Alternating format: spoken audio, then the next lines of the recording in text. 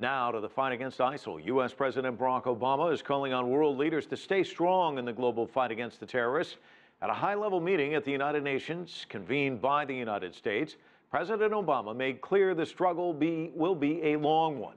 CCTV's Liling Tan joins us live from the United Nations with more. Liling, what will be required for this fight? Perseverance, cooperation among nations, but also support for all these countries that are battling ISIL on the front lines.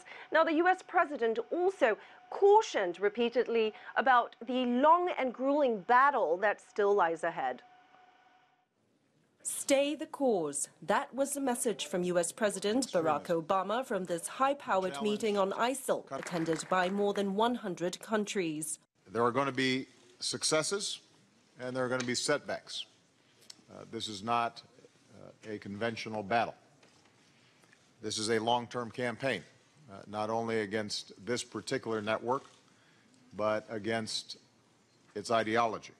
But regional leaders on the front lines of the fight added skepticism to the discussion, raising real worries about money and international will.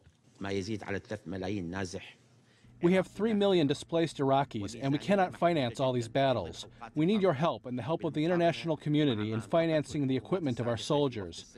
We need your support in order to also take care of the people who have lost their loved ones and their children. To tackle this problem, we need to act together. Without proper and timely sharing of intelligence, and in the absence of measures to address the grievances of young people in host countries, we as a whole will fail in this quest. Obama said the coalition has grown to more than 16 nations, including new members Nigeria, Tunisia and Malaysia. And despite setbacks, he sounded a tone of confidence that ISIL can be defeated in the long run. But ultimately, I am optimistic. In Iraq and in Syria, ISIL is surrounded by communities, countries, and a broad international coalition committed to its destruction. But at a time when the U.S. has been criticized for underestimating ISIL, there are questions whether the president is too optimistic. A new U.S. congressional report shows nearly 30,000 foreign fighters have traveled to Syria and Iraq, many to join ISIL. That's a 100% increase in flow over the past year alone, and it finds some 250 Americans were among them, more than a twofold increase in a year. The spike in new foreign terrorist fighters indicates that the coalition's efforts to check and tighten borders, to strengthen anti-terrorism laws, and to share information and intelligence may be falling short. And it calls into question the overall effectiveness of this U.S.-led campaign against ISIL. Mike?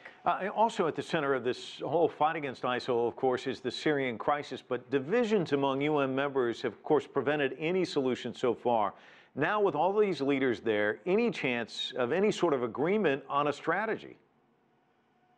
Well, there is a chance, albeit a very small one, and that's because divisions still run along the same lines. You have the Assad regime's allies, Iran and Russia, still maintaining that Assad must stay in power, while Russia has said that it would be a mistake not to cooperate with Assad in the battle against ISIL. But the US, the UK and France, they have maintained that there can be no scenario in which Assad stays in power. So a lot of these divisions are still playing out, and they will likely continue to spill over into Wednesday, when Russia holds its own separate high-level meeting on counterterrorism that some experts say may go head-to-head with the US's own approach. Interesting. Liling Tan, live for us in New York. Thanks so much.